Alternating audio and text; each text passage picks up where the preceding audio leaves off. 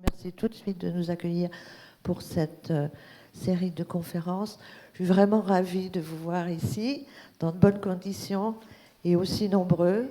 Ceci confirme notre intuition de 4 directeurs de structures autour de l'art contemporain. Comme vous le savez, l'Artothèque, le FRAC, les âmes et le WAR, Centre d'art contemporain d'Hérouville, donc, qui confirme cette intuition que les Canets ont un grand désir d'art contemporain, de connaissances, soif de connaissances. Et nous avons pensé que nous pouvions peut-être transmettre quelque chose de ce côté-là dans une histoire de l'art au XXe siècle, qui serait, pour certains artistes, des références, ou en tout cas qui peuvent nous aider à aborder les œuvres contemporaines que nous avons plaisir de présenter dans nos institutions respectives, que je vous invite largement à visiter. Vous avez les programmes disponibles sur RN13 bis, un petit fascicule édité par l'ensemble des lieux d'art contemporain dans les 2 régions, Haute et Basse Normandie. Donc beaucoup de perspectives de rencontres avec l'art. Et aujourd'hui, donc, une série de conférences débute autour de l'histoire de l'art du XXe siècle, avec Fabien Danesi, qui est donc enseignant à l'université d'Amiens et qui travaille aussi avec le Palais de Tokyo, je crois, dans le pavillon, qui est voilà, pour des jeunes artistes, oui, au Palais de Tokyo, et qui est déjà passé à Caen en 2009 pour des conférences qu'on avait proposées à ce moment-là autour du ready-made du Champien. Et aujourd'hui, on va sans doute, peut-être pas tout de suite, retrouver ce ready-made, mais on va aborder les questions de début du siècle. Je vais te laisser la parole tout de suite. Merci. Bonsoir à tous. Je suis très content d'être parmi vous ce soir pour initier donc ce cycle de conférences consacré effectivement à la création du XXe siècle. On va aller jusqu'aux années 1960. Et je tiens bien sûr à remercier les organisateurs donc, de cette manifestation, l'Artothèque de Caen, le WARF, le FRAC Basse-Normandie et les SAM, effectivement, qui m'accueillent donc dans cette salle, qui nous permet vraiment voilà, les meilleures conditions pour ce propos. Alors, aujourd'hui, effectivement, mon intervention va être consacrée aux questions picturales et plus précisément à ce début du XXe siècle. Alors, on le sait, la modernité artistique, la modernité en tout cas dans le domaine de la peinture, elle ne commence pas au XXe siècle, elle est bien initiée au XIXe. Cette modernité, elle est par exemple définie par Charles Baudelaire dans son essai de 1863, consacré à Constantin Guy et qui est intitulé « Le peintre de la vie moderne ». Je vous montre ici l'une des définitions données par Charles Baudelaire donc, dans le cadre de cet essai. Il écrit donc que la modernité, c'est le transitoire, le fugitif, le contingent, la moitié de l'art, dont l'autre moitié est l'éternel et l'immuable. Il y a une modernité pour chaque peintre ancien. La plupart des beaux portraits qui nous restent des temps antérieurs sont revêtus des costumes de leur époque. Autrement dit, la modernité baudelairienne, c'est avant tout une affaire de mode. Une affaire de mode, mais il faut ici entendre le mot dans un sens éminemment positif, c'est-à-dire que la modernité, c'est l'esprit du temps présent. C'est finalement l'histoire, la modernité. C'est l'histoire qui travaille au changement sans pour autant se concevoir nécessairement comme une rupture. Et de ce point de vue, on peut souligner que ce changement, finalement, il n'est pas à opposer à la tradition, car d'une certaine manière, ce changement, il aura à devenir tradition. Et dans la définition que nous livre Baudelaire de la modernité, on peut considérer finalement qu'il anticipe sur ce qu'énoncera un certain nombre de critiques après la Seconde Guerre mondiale, à commencer notamment par ce critique américain qui s'appelle Harold Rosenberg et qui parlera de tradition du nouveau. Et bien finalement, cette dimension de tradition du nouveau, qui peut apparaître comme un oxymore, qui peut apparaître comme une contradiction, et on aura bien sûr, dans le cadre de ces conférences, à réfléchir sur cette notion, mais cette tradition du nouveau, d'une certaine manière, elle était déjà présente dans les mots de Baudelaire. Donc cette modernité, encore une fois, elle est déjà présente au XIXe siècle. Alors ce n'est pas l'enjeu de mes conférences, donc je laisse ça de côté. Il faudrait bien sûr revenir sur Courbet, Manet, etc. pour véritablement sous-peser ce qu'a pu être cette rupture donc moderne au XIXe. Mon propos, lui, commence donc en 1905. Il commence en 1905 et précisément dans la salle 7 du Salon d'automne, là où des peintres sont réunis, des peintres qui vont prolonger l'héritage de la modernité. Et l'héritage de quelle modernité? En fait, l'héritage notamment de Manet et des impressionnistes, c'est-à-dire cette modernité qui a vu la ligne ne plus être l'élément primordial des toiles, comme dans les grandes machineries proposées notamment par l'Académie. Là, je peux me permettre peut-être de faire une petite incise pour préciser que cette importance tout à coup consacrée à la couleur est primordiale dans la mesure où il remet en jeu ce qui a permis à l'art de se légitimer en tant qu'activité intellectuelle. Et pour cela, il faudrait remonter en fait au temps des académies, puisqu'en fait, lorsque les académies sont créées en Italie, puis un siècle plus tard en France, au XVIe et XVIIe siècle, eh bien, c'est bien le dessin qui va permettre tout à coup à la peinture, à l'architecture, à la sculpture, de devenir ce que Léonard de Vinci appelait una cosa mentale, c'est-à-dire une chose mentale, c'est-à-dire un objet intellectuel et non plus simplement une activité manuelle. Et il faut savoir qu'à l'époque de la Renaissance, ce sont bien les académies qui vont justement faire en sorte que ces activités artistiques se distinguent de l'artisanat tel qu'il est notamment déterminé par les corporations de l'époque. Donc je referme ici ma parenthèse, mais encore une fois, cette importance accordée à la couleur contre la ligne, d'une certaine manière, elle est vraiment fondamentale pour comprendre le choc qu'a pu être justement ce type d'innovation, encore une fois au XIXe siècle, mais on va le voir donc là, qui se prolonge au XXe.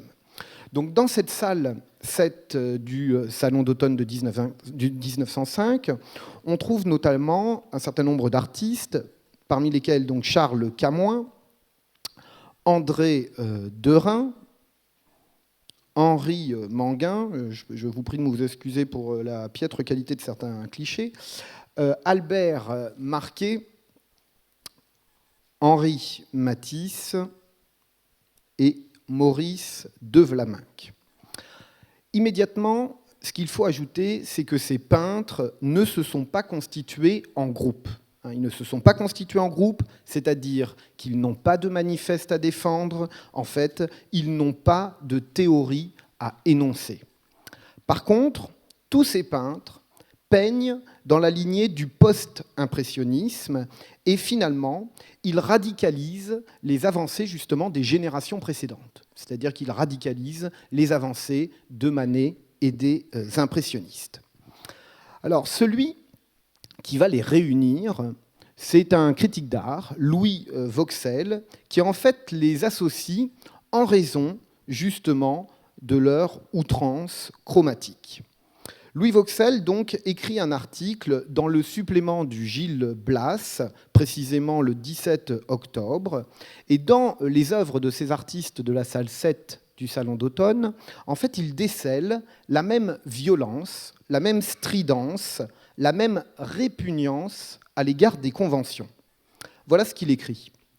Salle archi-claire, des oseurs, des outranciers, de qui il faut déchiffrer les intentions, en laissant aux malins et aux sots le droit de rire, critique trop aisé.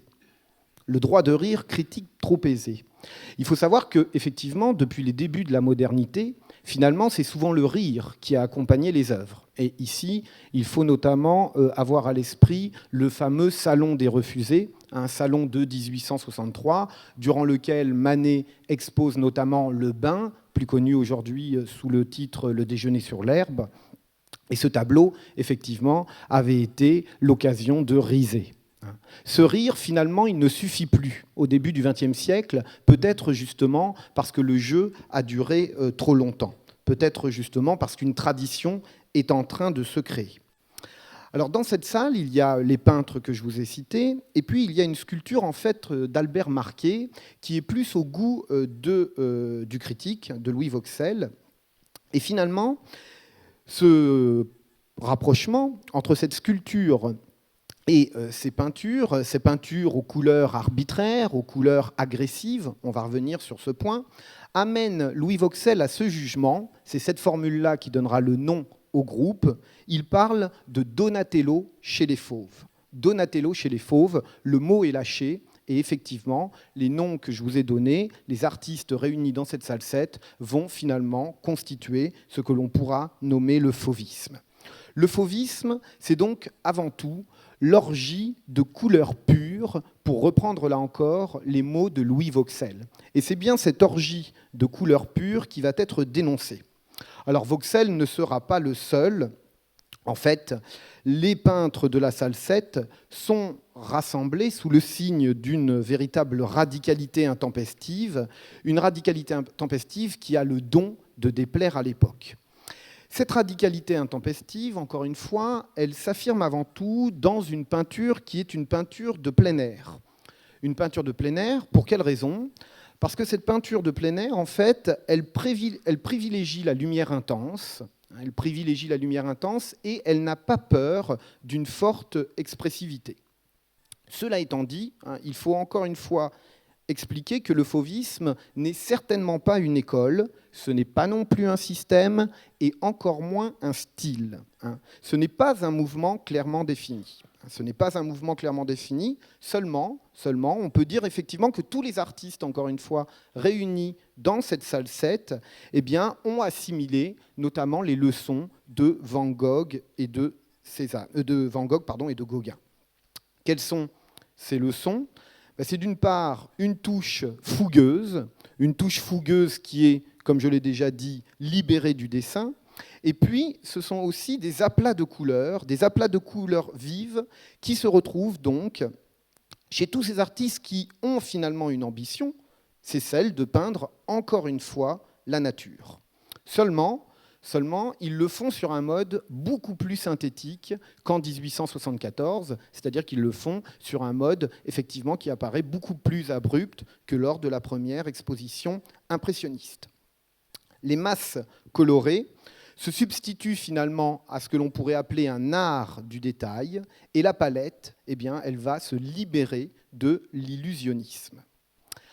Alors, s'il n'existe pas de groupe pleinement constitué des fauves, il demeure quand même que cette nébuleuse, on peut en parler en ces termes, cette nébuleuse présente quelques caractéristiques communes. Alors, il faut les redire. 1. Un traitement simplifié. 2. Des couleurs non mimétiques. Et 3. Le paysage comme motif privilégié. Le paysage comme motif privilégié, avec notamment le sud de la France, Collioure pour Matisse et Derain à l'été 1905, ou L'Estaque pour Derain à l'été 1906. Alors ce n'est bien sûr pas pour rien que la lumière des environs de Marseille attire ces artistes. En fait, cette lumière du côté de Marseille, elle est appréciée par ces artistes, par ces peintres, pour sa puissance et pour sa franchise. Dans Paysage, par exemple, à l'Estaque de Derain, eh bien, les taches et les aplats traitent ici l'espace comme un objet matériel, à l'image notamment du ciel qui apparaît violacé entre les arbres. Pareille technique picturale a pour effet d'unifier la surface, comme le veut justement la leçon de Cézanne. Ici, la technique accentue la frontalité de la représentation. Alors certes, on peut quand même parler de persistance de la perspective, une perspective qui échelonne bien sûr les plans, mais ici, vous noterez que le paysage crée avant tout un jeu d'emboîtement qui semble tenir le proche et le lointain dans un même mouvement. Les empattements, en fait, la matérialité de la peinture, ces empattements réduisent l'écart entre les différents feuillages, où qu'ils soient. Et vous noterez ici que les troncs prennent notamment plusieurs couleurs qui retranscrivent à la fois les ombres, mais qui également montre le changement de la lumière, ce qui, d'une certaine manière, accroît l'instabilité du panorama. Autre exemple, toujours de Derain, l'Estaque de 1906, où on voit cette fois que les touches sont plus dissociées, les touches en fait sont plus déliées, ce qui revient en fait à mentionner qu'elles ne recouvrent pas l'intégralité de la surface. Ça, c'est un élément particulièrement important parce qu'il permet de comprendre justement cette matérialité du tableau qui va s'affirmer, qui va s'afficher.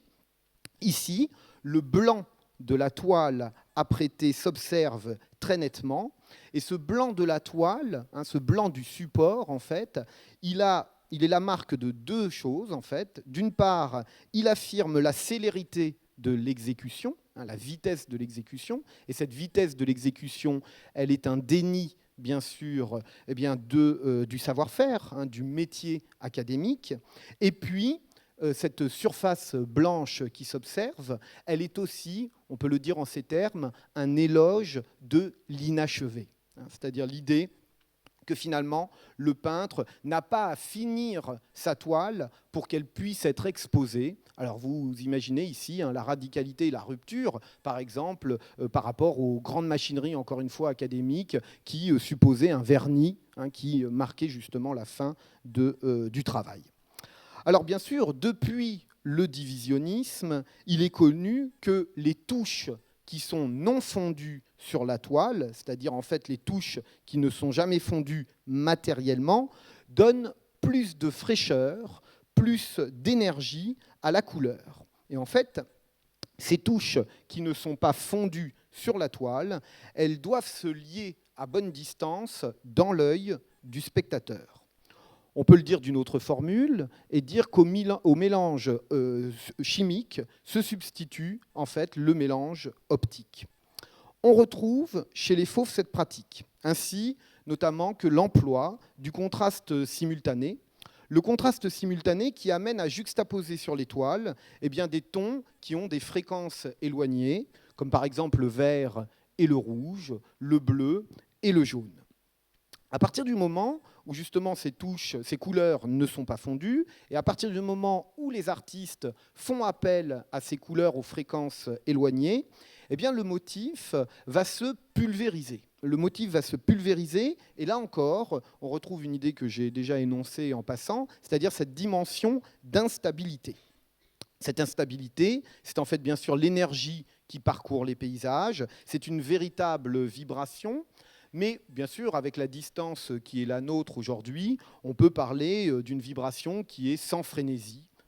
Et finalement, cette appellation des fauves, qui était bien sûr une critique à l'époque, cette appellation due donc à Louis Vauxhall, c'est une appellation assez juste quand on sait qu'elle traduit donc une certaine puissance picturale, mais une puissance picturale qui ne se départit jamais d'un certain calme, c'est-à-dire qu'on a quand même affaire ici finalement à des paysages dont on peut apprécier tout autant l'intensité que la sérénité.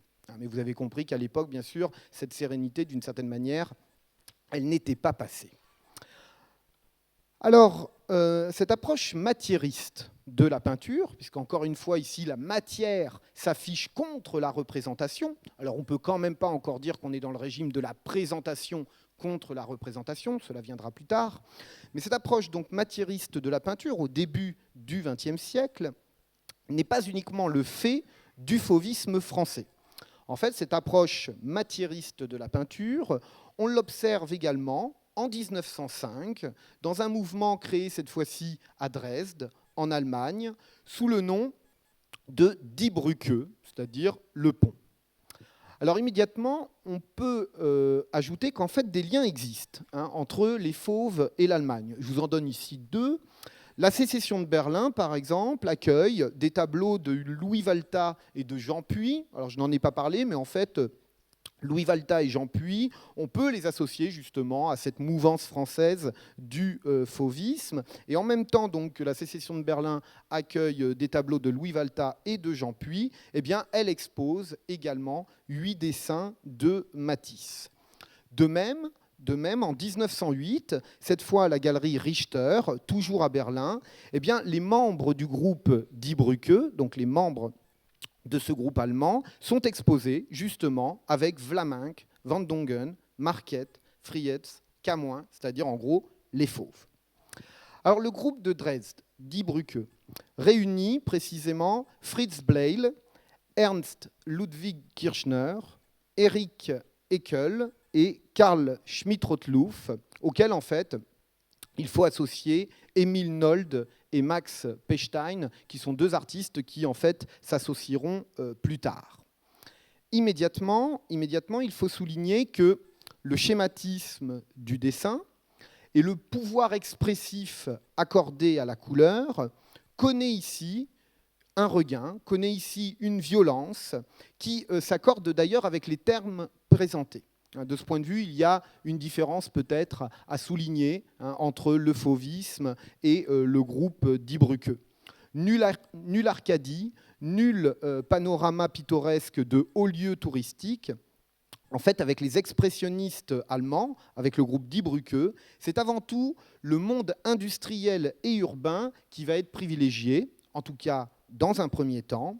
Et c'est un monde qui apparaît aliénant.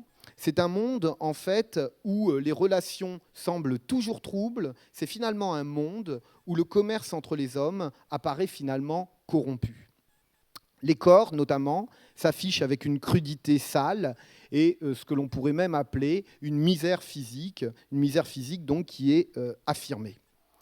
Les femmes y ont le plus souvent l'allure de cocottes, et dans les chambres sombres, eh bien, la nudité qui s'expose n'a véritablement rien d'un érotisme ou d'une sensualité solaire. En fait, la promiscuité physique qui s'observe le plus souvent dans les toiles de ces expressionnistes allemands, c'est une promiscuité qui est d'autant plus inconvenante eh bien, qu'elle s'accorde, ou en tout cas qu'elle s'accompagne d'une réelle dureté. Dans les toiles, par exemple, d'un Kirchner, cette dureté, elle peut s'observer aussi à travers une perspective géométrique qui est déformée, une perspective qui est le plus souvent accentuée jusqu'au grotesque. On peut voir dans un certain nombre des œuvres de Kirchner eh bien, que les plans sont biseautés, ils sont tordus, bref, la profondeur que l'on dit albertienne, c'est-à-dire la profondeur géométrique classique, initiée encore une fois durant la Renaissance, cette profondeur-là, elle subsiste, mais elle est avant tout dévoyée. Et il faut ajouter que dans ce dévoiement, on trouve aussi les couleurs, des couleurs sombres, qui donnent l'impression finalement d'un éclairage constant au bec de gaz. Le vert domine souvent dans ces peintures, des peintures qui finalement, justement, sous ce régime, pourraient apparaître comme étant de l'ordre de l'hallucination. En tout cas, ces peintures expressionnistes allemandes, elles génèrent le plus souvent le malaise et elles expriment ce que leurs auteurs appelleront le sens tragique de la vie. Effectivement, dans ces toiles, on trouve une imminence du drame qui sera souvent vécue à l'époque comme une outrance, et les critiques s'en donneront à cœur joie pour violenter pareillement ces artistes. Alors encore une fois, en Allemagne, à travers cet expressionnisme, on retrouve bien les caractéristiques précédemment décrites pour le fauvisme. Je me permets de les énumérer à nouveau, parce qu'il me semble qu'elles marquent encore une fois un véritable, si ce n'est changement, en tout cas une certaine rupture. L'aplatissement de l'espace, donc, ça c'est vraiment un élément fondamental, l'aplatissement de l'espace. La texture qui est tout à coup brutalement visible, et finalement, une immédiateté agressive qui s'observe notamment dans le rejet du modelé traditionnel, un rejet finalement des volumes avec un traitement raffiné et détaillé de l'ombre. Bref, la peinture expressionniste, comme la peinture fauve, et d'ailleurs je fais une parenthèse ici pour dire que durant l'entre-deux-guerres, en fait les deux termes seront employés quasiment de manière synonyme. C'est-à-dire que durant l'entre-deux-guerres, on ne fera pas la distinction que l'on a faite depuis entre peinture expressionniste et peinture fauve. En tout cas, donc, cette peinture expressionniste ou fauve, elle se donne avant tout comme une transposition de la réalité. C'est une interprétation. C'est une interprétation du réel. Et c'est d'ailleurs sur ce décalage qu'insiste notamment l'artiste Paul Klee en 1912, lorsqu'il souhaite distinguer l'expressionnisme de l'impressionnisme. Voilà ce qu'il note, je vous le cite. Dans l'expressionnisme, il peut s'écouler des années entre réception et restitution. Des fragments d'impressions diverses peuvent être réveillés par des impressions plus récentes après une longue période de latence. Autrement dit, la vraie différence qui existerait entre impressionnisme et expressionnisme, c'est le travail de la mémoire. Le travail de la mémoire jouerait un rôle de cristallisation dans l'expressionnisme, alors que les artistes impressionnistes étaient tout à la lumière et à la retranscription des changements lumineux, donc sur le moment même de leur exercice. Alors, ce que l'on peut noter, c'est qu'au-delà en fait, de ces caractéristiques formelles, le groupe Die Brücke, le groupe du pont, donc, exprime aussi la crise de conscience de l'Allemagne qui précède la Grande Guerre. Les 4 membres fondateurs du groupe Die Brücke sont en fait des étudiants en architecture et ils sont animés de violents sentiments révolutionnaires. Ils veulent rompre en fait avec toutes les voies picturales existantes. Donc c'est un véritable courant de protestation, donc, qui est ici inauguré. Pour tout dire, le groupe Die Brücke est marqué par un refus qui traduit une inquiétude, qui traduit un désarroi, et que l'on peut observer finalement dans leur manière de torturer le chromatisme et le dessin, même justement lorsque c'est la nature qui est représentée. Il n'y a jamais d'harmonie, il n'y a pas d'ordre, il n'y a finalement pas de volonté de luxe, de calme et de volupté chez les membres du groupe Brücke, mais c'est plutôt une peinture d'affect névrosé, en quelque sorte, qui est ici exposée. Alors, la plupart de ces artistes, donc, comme je vous l'ai dit, ils sont étudiants en architecture et ce sont donc des autodidactes. Et d'ailleurs, la plupart d'entre eux ne conserveront pas leur première toile. C'est-à-dire qu'ils feront disparaître en quelque sorte leur premier pas. En 1906, en fait, ils écrivent un programme, mais un programme, là encore, qui a bien sûr valeur de manifeste, mais qui se réduit à quelques lignes. Les voici. Animés de la foi en l'évolution, en une génération de créateurs et d'amateurs d'art, nous en appelons à toute la jeunesse. En tant que jeunes qui portent en eux l'avenir, nous revendiquons notre liberté face aux anciennes forces établies. Et avec nous, celui qui reproduit de façon immédiate et authentique tout ce qui le pousse à créer. Ici, on le voit, ces jeunes gens affirment et assument une rupture.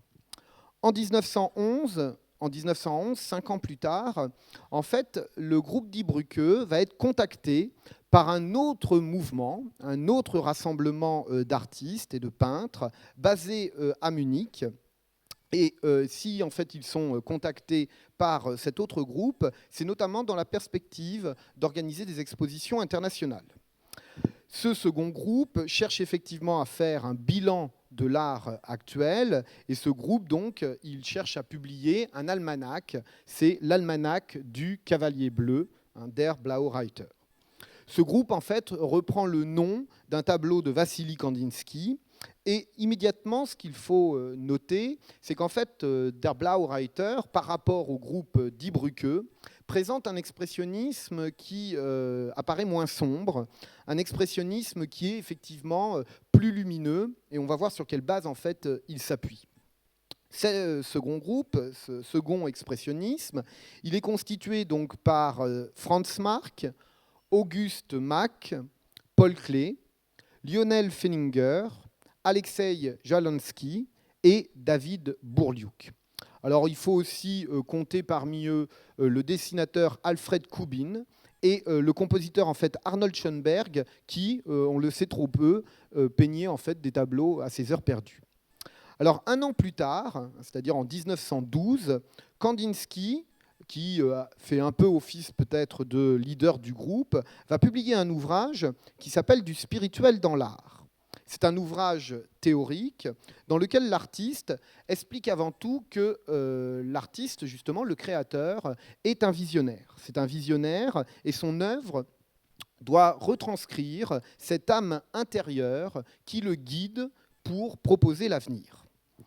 Selon Kandinsky, l'œuvre est, je le cite, une personnalité, un sujet indépendant, animé d'un souffle spirituel qui mène également une vie matérielle réelle, un être.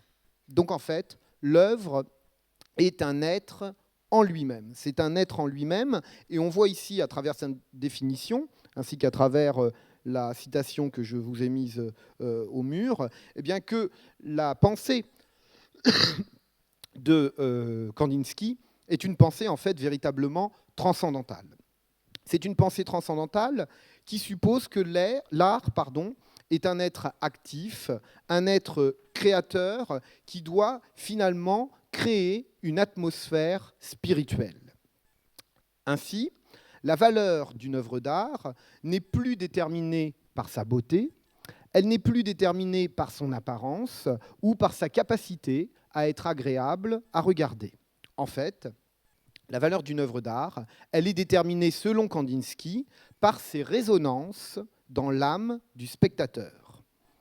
On peut voir justement comment cette théorie et cette pensée est traduite dans les œuvres proposées par le peintre. Vous voyez ici des champs colorés qui deviennent des improvisations, c'est le titre de ce tableau. Et finalement, ces champs colorés, ils témoignent d'une structure chaotique, mais une structure chaotique qui doit s'appréhender avant tout en termes d'intensité psychique. En fait, ces improvisations, elles disent bien que la peinture est pour Kandinsky un geste spontané, une spontanéité qui éloigne finalement le motif paysager pour retranscrire en fait une nature qui est invisible aux yeux. C'est-à-dire que cette nature invisible aux yeux, on peut la qualifier autrement, c'est bien sûr l'ordre du monde, c'est-à-dire le vrai derrière les apparences. Alors, par rapport à ce que je vous ai dit précédemment, on voit d'une certaine manière immédiatement le hiatus qui existe entre Die Brücke et Der Blaue Reiter. En effet, les artistes de Die Brücke sont, eux, étrangers aux espaces spirites, et d'ailleurs, il faut immédiatement ajouter qu'ils ne s'engageront jamais dans la voie de l'abstraction. Ils ne s'engageront pas dans la voie de l'abstraction, et on peut immédiatement ajouter que ces artistes du groupe Die Brücke, finalement, ils privilégient un lyrisme tourmenté qui ne peut s'accorder avec justement le vitalisme optimiste que l'on sent chez Kandinsky et que l'on perçoit aussi tout autant chez Marc ou Mack. Alors, ce qui aurait pu cependant les réunir, au-delà de leur jeunesse, au-delà de leur impétuosité, et puis au-delà aussi de leur volonté de rupture à l'égard de tous les académismes, ce sont peut-être quelques références partagées.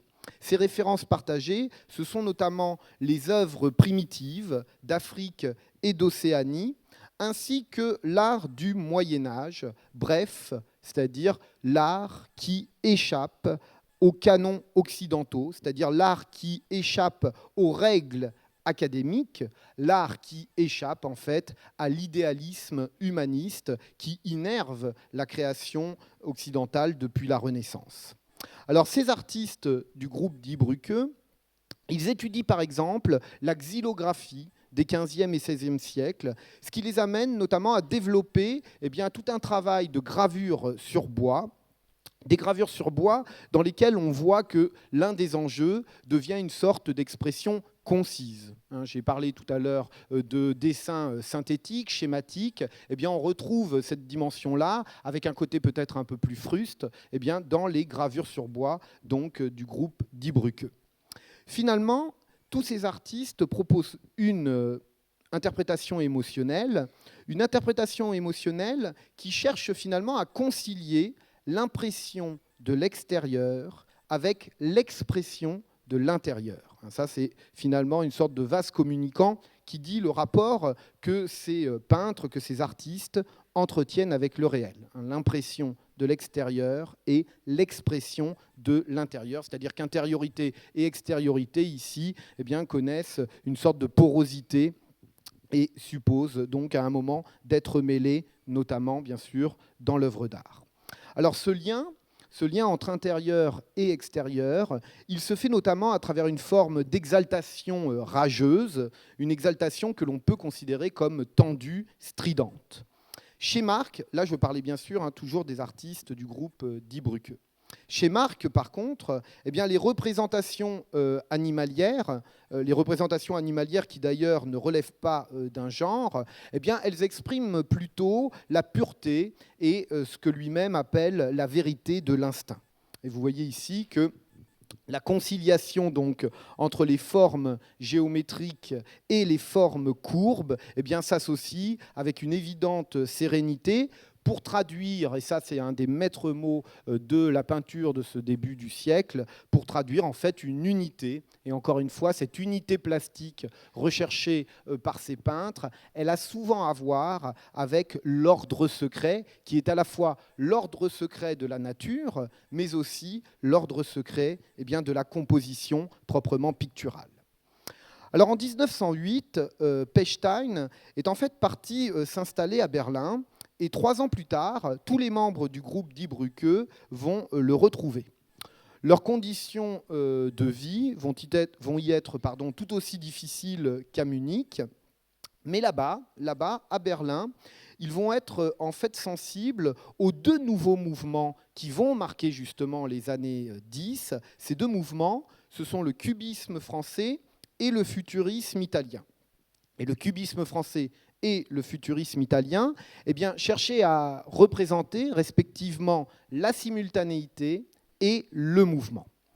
Alors ces deux groupes donc cubisme et futurisme, furent exposés à Berlin en 1911 et 1912, et ces nouveaux vocabulaires vont avoir des incidences sur la pratique de Haeckel et de Schmidt-Rottluff, c'est-à-dire sur 2 des membres du groupe Die Brücke.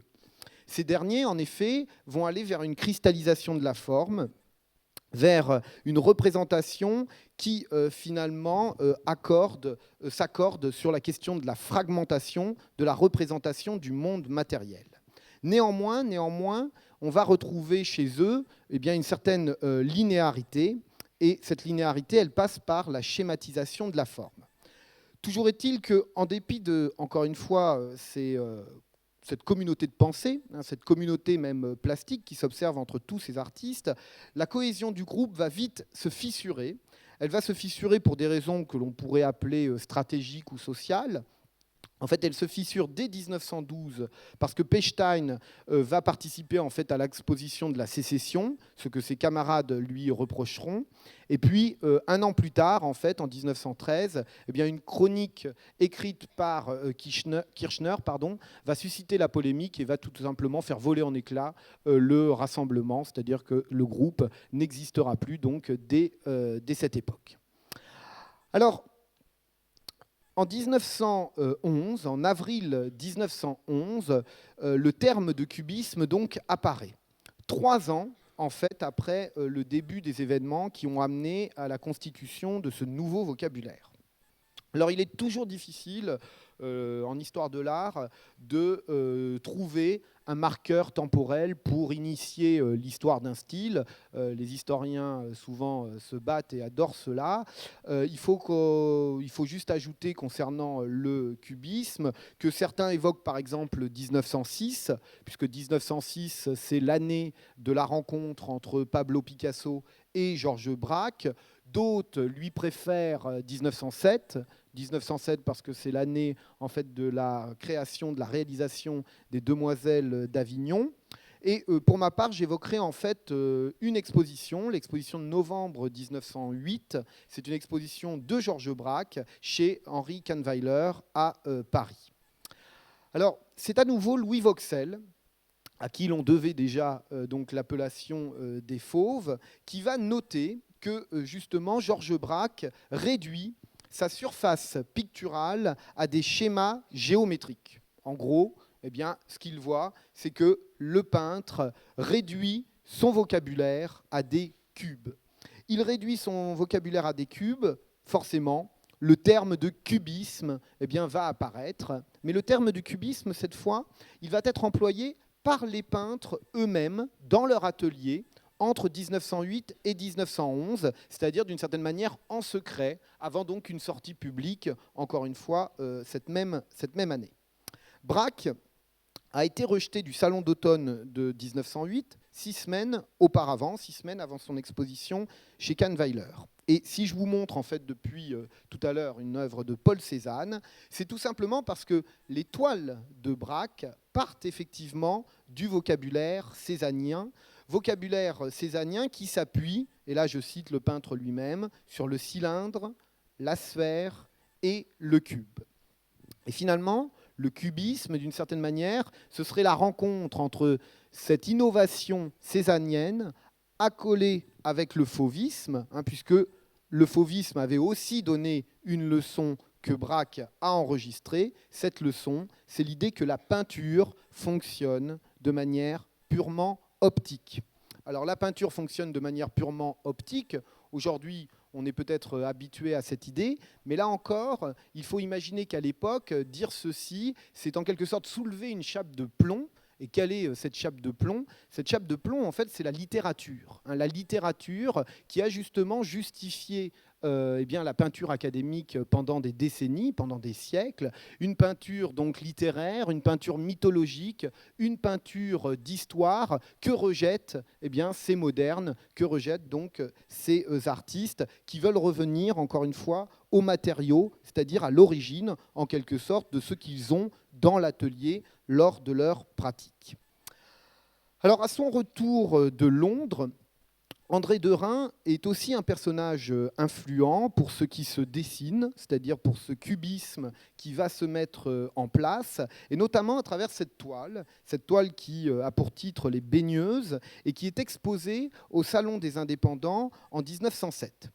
Si cette toile a une certaine importance en 1907, c'est tout simplement parce que ici, en fait, les volumes réapparaissent. Vous savez, tout à l'heure, j'ai mentionné à propos du fauvisme qu'on était plutôt dans une peinture d'aplat, une peinture qui délaissait la question du modelé, c'est-à-dire en gros le caractère tridimensionnel de l'œuvre. Eh bien, ici, ce n'est plus le cas. Les volumes réapparaissent donc, et ils retranscrivent une lumière qui va tout à coup réintégrer un certain nombre de formes primitives que Derain a pu observer, notamment lors de son séjour à Londres, c'est-à-dire au British Museum.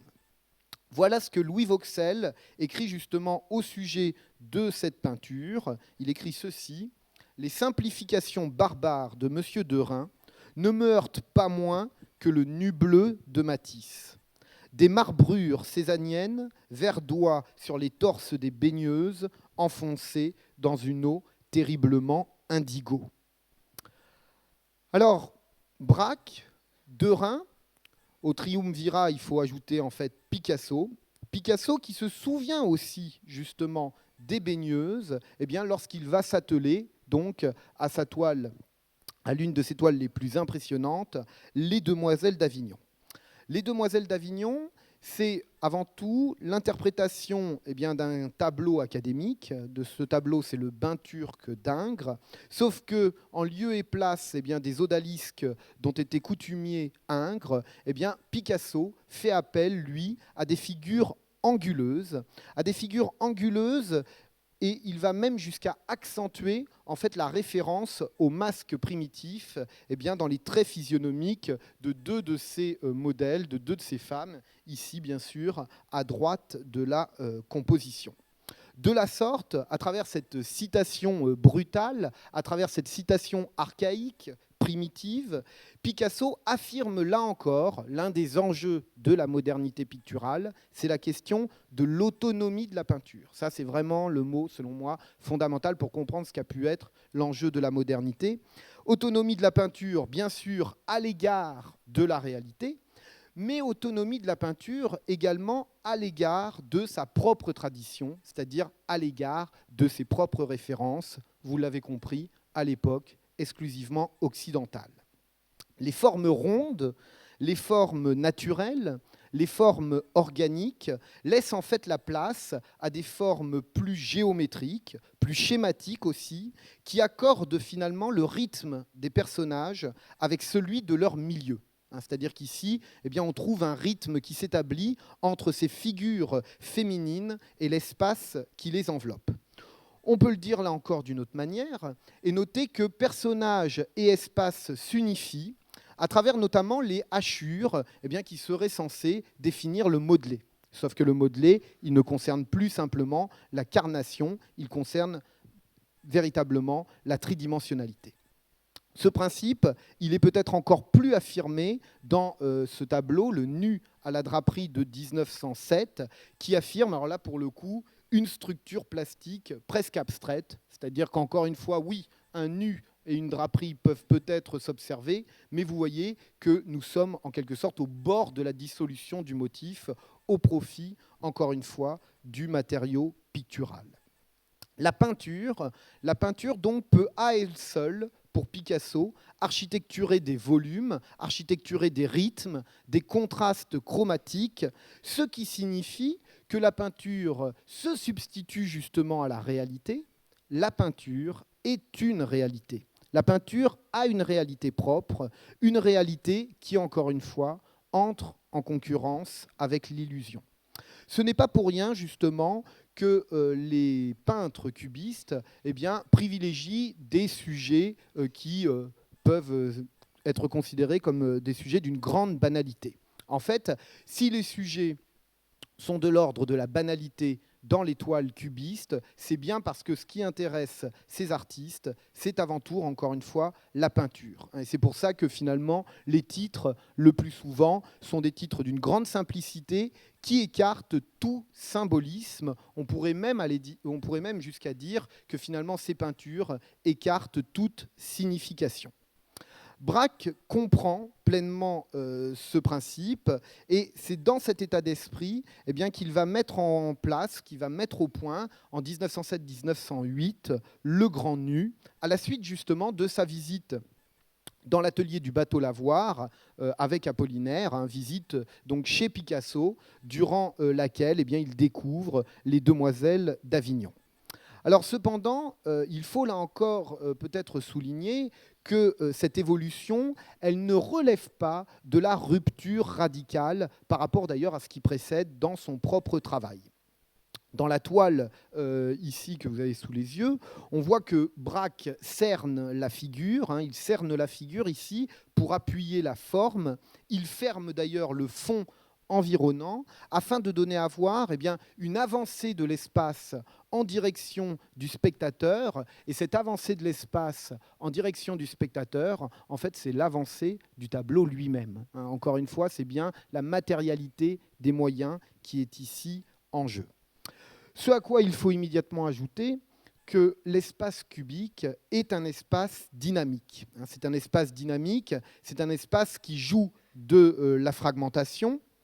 Les touches allongées utilisées par ces artistes sont des touches qui connaissent des inflexions, qui font tourner les plans, et finalement, ce sont des touches qui jouent avec les volumes. Ils jouent avec les volumes, et on peut le voir ici, dans cette nature morte aux instruments de musique, qui date de 1908 et qui a été peinte par Braque. Vous voyez ici que l'espace notamment se redresse. Il donne notamment l'impression que la guitare, mandoline, le premier élément, bascule vers le spectateur. Donc la caisse de résonance de l'instrument s'observe donc beaucoup plus que de raison.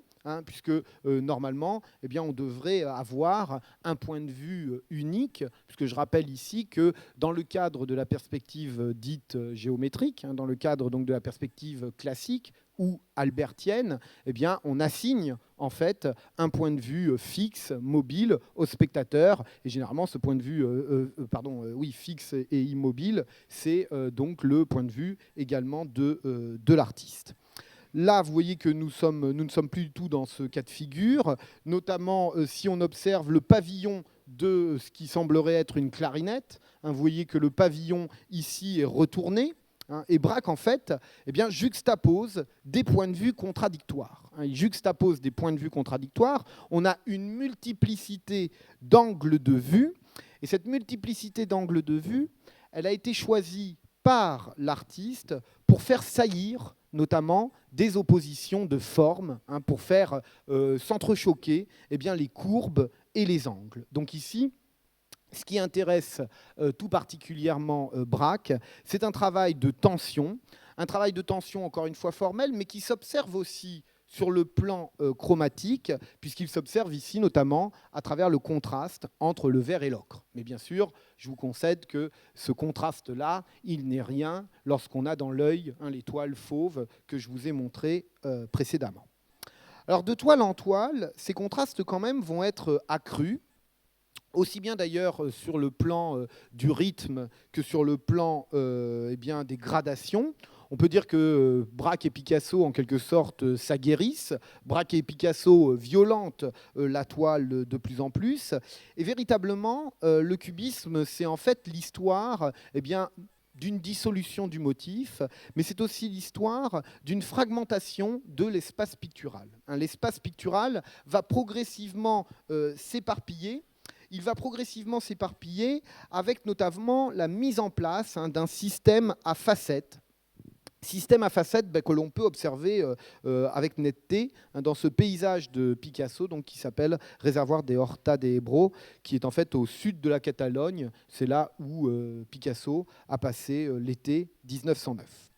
On a donc affaire à un découpage de l'espace, qui ne s'observe pas exclusivement dans le champ pictural. Alors c'est celui qui m'intéresse aujourd'hui tout particulièrement, mais quand même, à titre indicatif, je vous montre une sculpture de Picasso qui montre là encore que le régime ou le vocabulaire des facettes est utilisé par l'artiste dans ses multiples expérimentations. Picasso, finalement, s'inscrit dans une multiplicité de registres. Et vous voyez ici que les facettes, en fait, elles viennent briser le modelage. Elles brisent le modelage, elles multiplient les creux et les saillies. Et finalement, que ce soit dans le registre de la peinture ou dans celui de la sculpture, on a finalement un régime de discontinuité, qui est observé et qui, par exemple, peut se lire très nettement. Donc, dans cet autre exemple, Jeune fille à la mandoline de 1910, où les passages d'une ligne à l'autre, le passage d'une ligne à l'autre se fait surtout à travers des manques, c'est-à-dire se fait surtout sur le mode de la rupture. On pourrait parler ici de saut abrupt, finalement, d'une forme à l'autre. Alors, sur le plan chromatique, ici vous voyez les gris bleutés et ocre pâle qui font tout à fait partie du vocabulaire cubiste et qui permettent finalement des passages subtils, encore une fois de forme à forme, de détail à détail, sans pour autant réduire l'ouverture de la figure. Et ce que j'appelle l'ouverture de la figure, finalement, c'est son incomplétude. La figure ici, encore une fois, elle est morcelée, elle est fragmentée, et elle ne peut jamais être ramenée à une totalité. La totalité ici, c'est la peinture. Ce n'est pas la figure qui est représentée, d'où cette interpénétration continuelle entre le modèle et finalement l'espace, encore une fois, qui l'entoure. Alors on peut reprendre l'expression du galeriste Kahnweiler, qui parlait, lui, de l'éclatement de la forme homogène. Éclatement de la forme homogène. C'est là une expression qui, à mon avis, dit bien effectivement ce travail de fragmentation, ce travail de dissolution que l'on peut observer donc dans les toiles cubistes. Alors dans ces toiles, encore une fois, les couleurs en comparaison au fauvisme s'éteignent, et si ces couleurs s'éteignent, c'est afin de ne pas déranger, de ne pas perturber en quelque sorte l'appréhension de l'espace. C'est-à-dire que même si la figure est incomplète, encore une fois, ce qui est privilégié par Braque et Picasso, c'est ce que l'on pourrait appeler la structure d'ensemble. Effectivement, l'ordre, la structure, ce sont des mots finalement que l'on retrouve très souvent à l'époque dans les articles de la critique. Alors, à sa manière, même si mon propos n'a pas pris cette voie ce soir, à sa manière, on peut dire que le cubisme enregistre les transformations culturelles que connaît l'époque. Et je pense notamment à la loi de la relativité, la loi de la relativité restreinte, hein, qui est énoncée, développée, enfin plutôt énoncée en 1905 par Einstein. Einstein jette les bases de sa loi de la relativité à cette époque, dans lequel justement il évoque la question de la simultanéité, c'est-à-dire l'idée de la simultanéité de deux événements qui finalement se produisent dans le même espace. Or, le cubisme n'est pas le seul mouvement justement à enregistrer ce qui pourrait quand même apparaître comme une sorte de schisme culturel. Il n'est pas le seul, et parmi les autres mouvements qui vont justement enregistrer en quelque sorte cette sensibilité propre à l'époque, il faut compter le futurisme. Le futurisme qui va justement apparaître comme un mouvement véritablement concurrent. C'est un mouvement concurrent, et c'est d'ailleurs sous le signe de l'inimitié que les deux groupes vont entrer en relation. Ça, je me permets juste de faire une petite parenthèse, je ne sais pas si je peux dire d'ordre méthodologique, mais j'avoue que quand je fais de l'histoire de l'art, je suis toujours critique en fait à l'égard des histoires qui privilégient uniquement les continuités et les affinités, parce que je trouve que l'histoire, elle doit aussi se comprendre à l'aune de contradictions et d'oppositions. Alors c'est vrai que le musée ne nous y habitue généralement peu, parce que dans les salles, quand on visite une exposition, généralement toutes les œuvres sont associées, donc souvent on a une lecture comme ça, qu'on a pu dire d'ailleurs formelle, qui peut s'observer, mais il est vrai que pour bien comprendre souvent la spécificité de ces mouvements, il faut s'en remettre au régime, je dirais, de la dialectique, c'est-à-dire au régime des contradictions. Et par exemple, cubisme et futurisme, effectivement, ont des affinités, mais toujours est-il qu'il y a aussi une vraie inimitié entre les deux mouvements. Je vous donne juste un exemple. Voilà par exemple ce que la revue française Nord-Sud déclarait à propos du futurisme. Donc c'était dans ces termes qu'elle décrivait le mouvement italien. Le futurisme n'a été que la manifestation artistique d'un réveil national italien. Donc beaucoup d'énergie, mais très peu d'art. Et chacun sait que l'enthousiasme ne suffit pas dans ce domaine. Vous voyez que la critique est plutôt sévère, elle ne s'embarrasse pas ici de rhétorique, c'est un jugement frontal qui est proposé. Alors, réponse des futuristes, qui n'en est pas moins virulente, à travers notamment le peintre Umberto Boccioni, qui affirmait, lui, ceci, à l'encontre, bien sûr, des cubistes. Il disait, chez Picasso, Braque, etc., l'étude objective se caractérise par un fatras d'analyse, masquant l'émotion et donnant au tableau un pénible caractère fragmenté. Si nous trouvons chez Picasso une abstraction frôlant l'aridité, propre à la race espagnole à laquelle il appartient, nous, futuristes, véritables Italiens, sereins et équilibrés, nous trouvons chez les cubistes un bon goût français, académique et froid. Autrement dit, on retrouve ici, sous les dehors d'ailleurs nationalistes, on retrouve finalement une opposition qui a marqué la création depuis bien longtemps. C'est l'opposition entre raison et émotion. Ici, elle est caricaturée sous la forme d'un côté de la sécheresse et de l'autre du sentiment.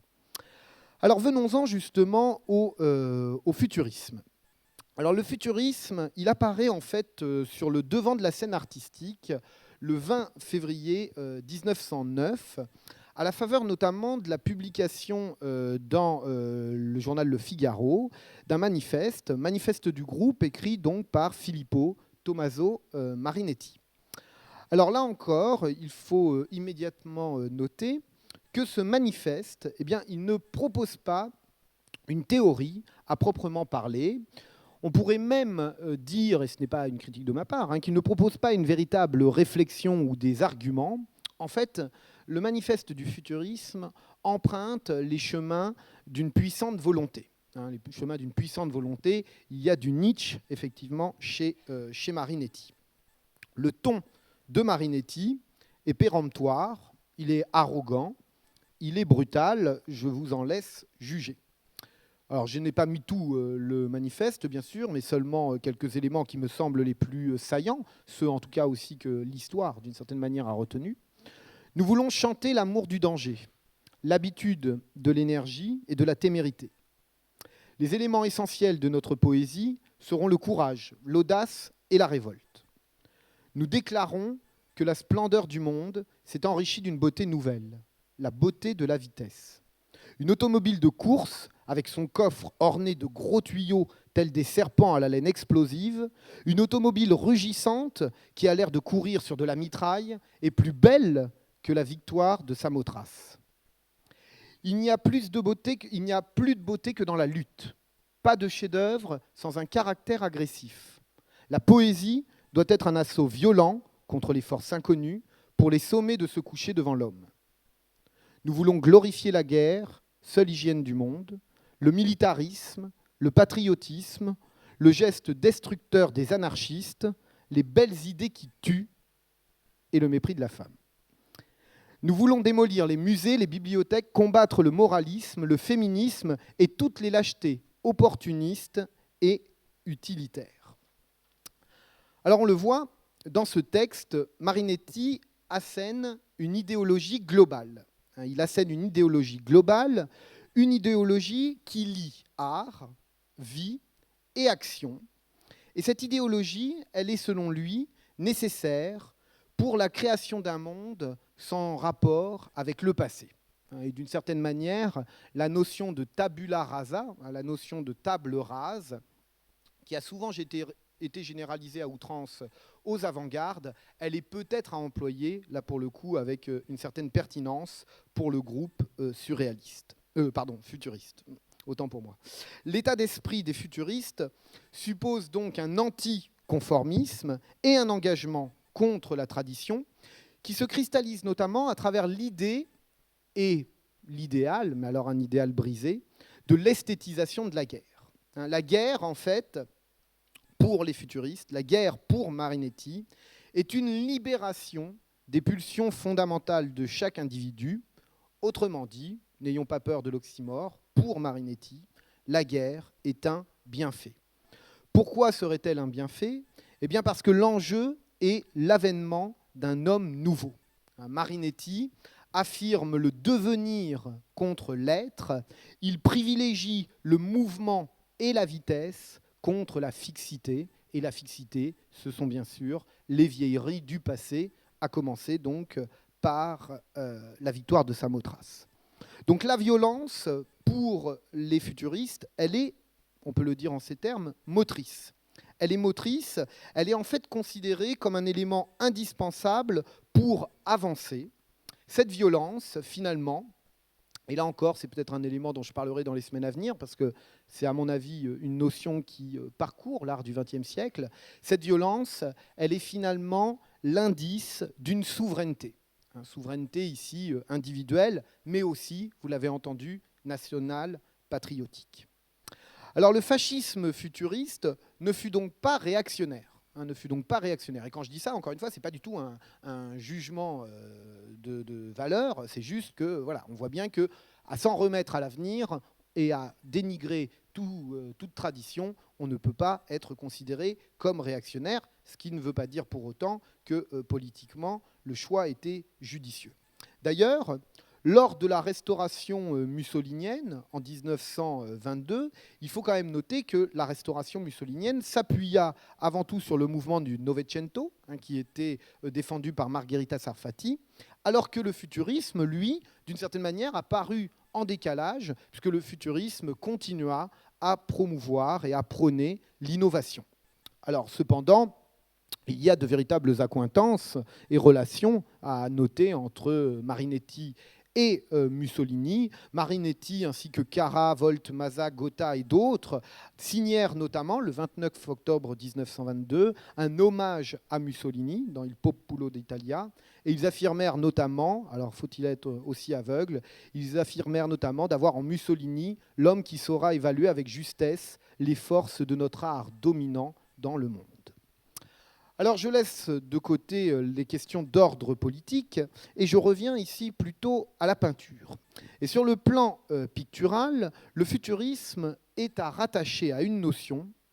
Cette notion, c'est la notion de simultanéisme ou simultanéité, Une notion qui est également revendiquée à l'époque par le mouvement orphique, le mouvement orphique promu par Apollinaire et Robert Delaunay. Alors, cette notion de simultanéité, on a pu aussi l'employer, je crois peut-être avoir utilisé le mot, pour justement le cubisme. Alors, les artistes, les peintres futuristes vont exposer à Paris. Ils exposent à Paris dans la galerie Bernheim Jeune et compagnie. Et finalement, à l'occasion de cette exposition futuriste à Paris, eh bien, les futuristes vont mettre en avant justement cette notion de simultanéité, à travers notamment cette œuvre donc d'Umberto Boccioni, Vision simultanée. Vision simultanée, qu'est-ce que c'est ? Eh bien, c'est une toile, vous le voyez, de format carré, qui correspond en fait au cadre exact de la fenêtre, à travers laquelle donc une figure féminine observe la rue. Alors, à cette fenêtre, donc, la femme en question, le modèle se penche vers l'extérieur et elle observe ici les piétons, les carrioles donc, qui traversent l'espace urbain. Pour le peintre, pour Boccioni, il s'agit de témoigner des sensations que l'espace moderne suscite. Il s'agit de témoigner des sensations que l'espace moderne suscite. Et la première des sensations, encore une fois, qui est en jeu dans cet univers que l'on pourrait juger à l'époque kaléidoscopique, eh bien, c'est justement le dynamisme. Le dynamisme est l'une des notions phares pour comprendre, bien sûr, le futurisme. Boccioni, ici, fait cependant appel à des solutions plastiques qui sont celles des cubistes, ou tout du moins que l'on a déjà vues chez les cubistes. On peut les reciter. La compénétration des plans, ce que j'ai appelé tout à l'heure l'interpénétration en fait, des plans, c'est-à-dire l'interpénétration notamment du modèle et de l'espace qui l'environne, et puis aussi la déconstruction de l'espace en facettes, la déconstruction de l'espace en facettes. Cette déconstruction, dans le cas présent, elle amène notamment le peintre italien à figurer, vous le voyez, c'est ostensible, à figurer 2 fois le visage de la jeune femme, selon en fait 2 points de vue différents, tout simplement, de face et de profil. Les immeubles, quant à eux, convergent ici les uns vers les autres et ils s'ordonnent en fait autour du personnage central, de façon, là encore, à créer un rythme. Ça fait partie du vocabulaire figuratif et abstrait, en quelque sorte, de ce début de siècle. La question du rythme est fondamentale pour ces artistes. Elle dit bien d'ailleurs cette question du rythme, la pulsion intérieure en quelque sorte, et donc l'autonomie que cherchent à obtenir ces peintres. Les volutes grises, bleues et vertes, qui ici renvoient notamment à la robe, traduisent aussi visuellement l'énergie finalement de la vie moderne, puisque c'est bien ce que cherche à capter Boccioni.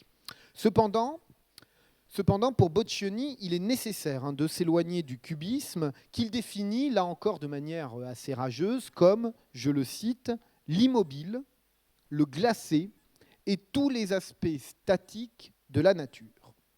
Donc voilà pour le cubisme. Toujours est-il que dans le catalogue de cette exposition parisienne, chez Bernheim et Jeune, eh bien Boccioni affirme, en peignant une personne au balcon, vue de l'intérieur, nous ne limitons pas la scène à ce que le carré de la fenêtre permet de voir, mais nous nous efforçons de donner l'ensemble des sensations visuelles qu'a éprouvées la personne au balcon. Grouillement ensoleillé de la rue, double rangée des maisons qui se prolongent à sa droite et à sa gauche, balcon fleuri, etc. Ce qui veut dire simultanéité d'ambiance et par conséquent dislocation et démembrement des objets, éparpillement et fusion des détails, délivrés de la logique commune et indépendant des uns et des autres. Pour faire vivre le spectateur au centre du tableau, selon l'expression de notre manifeste, il faut que le tableau soit la synthèse de ce dont on se souvient et de ce que l'on voit. Vous voyez d'ailleurs qu'on retrouve ici ce que disait Paul Klee à propos de l'expressionnisme, dans sa volonté de distinguer expressionnisme et impressionnisme. Paul Klee avait fait part de l'importance du filtre mnésique, c'est-à-dire de la mémoire. Eh bien, vous voyez ici que c'est la même chose, puisque pour Boccioni, c'est à la fois ce dont on se souvient et ce que l'on voit. Donc, encore une fois, il y a comme un temps de décantation qui est nécessaire à la représentation. Il conclut en disant « Nous avons déclaré dans notre manifeste qu'il faut donner la sensation dynamique, ou pour mieux dire, sa force intérieure. » Sensation dynamique, force intérieure, vous voyez qu'on est effectivement toujours dans un régime d'ordre physique, dans un régime d'ordre émotionnel, dans un régime donc qui fait appel au corps et qui suppose bien que ce corps il est riche de vibrations, les vibrations du peintre face à la réalité. Alors cette sensation dynamique, elle va être radicalisée de toile en toile, et l'interpénétration des formes et des figures, on va pouvoir la voir effectivement dans de nombreux exemples. La grande différence avec le cubisme, elle tient encore une fois à l'usage du chromatisme. Et on pourrait dire d'une certaine manière que le futurisme cherche à fusionner, pour le coup, cubisme et fauvisme. En effet, les peintres futuristes font appel à une certaine violence du chromatisme, ils font appel finalement à une certaine exacerbation de la palette. C'est le cas notamment dans cette peinture qui s'appelle La Révolte et que l'on doit à Luigi Russolo. Donc cette œuvre ici, elle assume une évidente violence chromatique. Et d'ailleurs, Russolo en témoigne pleinement dans un texte, puisqu'il parle à propos de son tableau, il parle de collision de deux forces, celle de l'élément révolutionnaire, faite d'enthousiasme et de lyrisme rouge, contre la force de l'inertie et de la résistance réactionnaire de la tradition.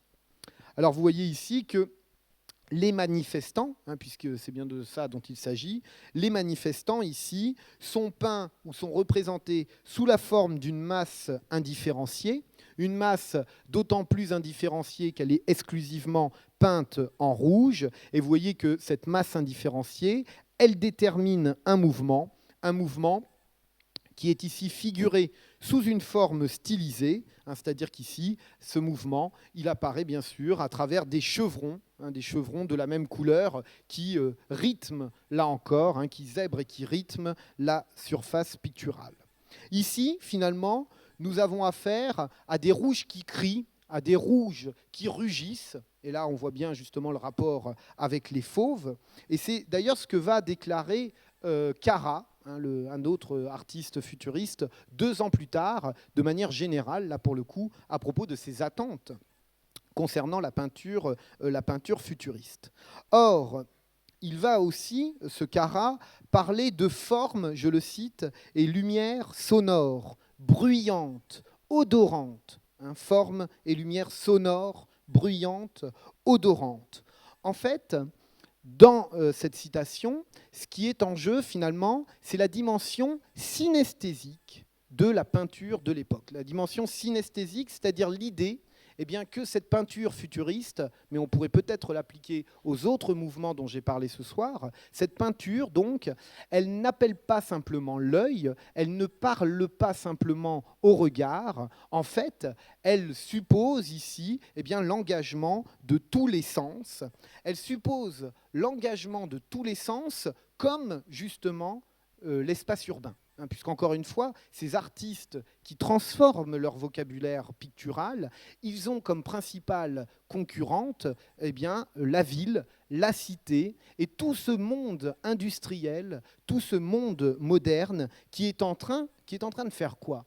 Qui est en train tout simplement de transformer la sensibilité humaine. Et ça, je pense que ces artistes étaient particulièrement sensibles à cette question.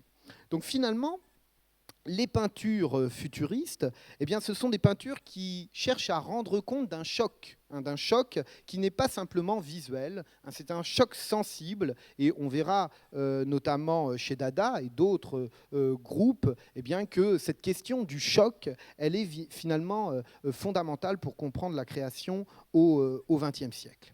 Ici, la simplification donc géométrique, elle détermine une certaine puissance plastique, hein, elle innerve encore une fois le futurisme d'une force qui contamine la perspective, hein, la perspective qui est ici détruite, et elle est détruite ici, bien sûr, par l'avancée révolutionnaire que représentent ces chevrons, donc ces motifs presque abstraits.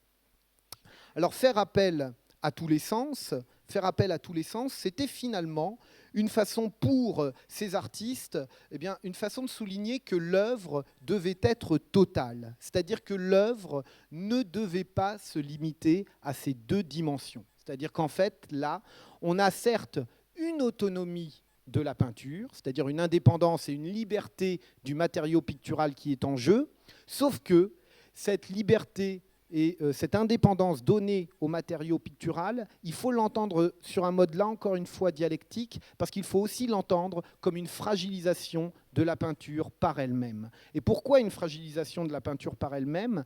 Tout simplement parce que ces soubresauts de la peinture, il laisse entendre que l'œuvre d'art doit dépasser le cadre pictural. Il doit dépasser le cadre pictural. Et finalement, il y avait là une révolution à faire, une révolution à formuler, une révolution qui appelait les artistes à sortir de leur atelier pour mieux investir la rue, pour mieux retrouver l'effervescence de la vie quotidienne à travers une multiplicité de pratiques. Mais ceci, c'est une autre histoire. Ce sera la semaine, enfin pas la semaine prochaine, mais dans 2 ou 3 semaines. Voilà, le 9 février. Voilà.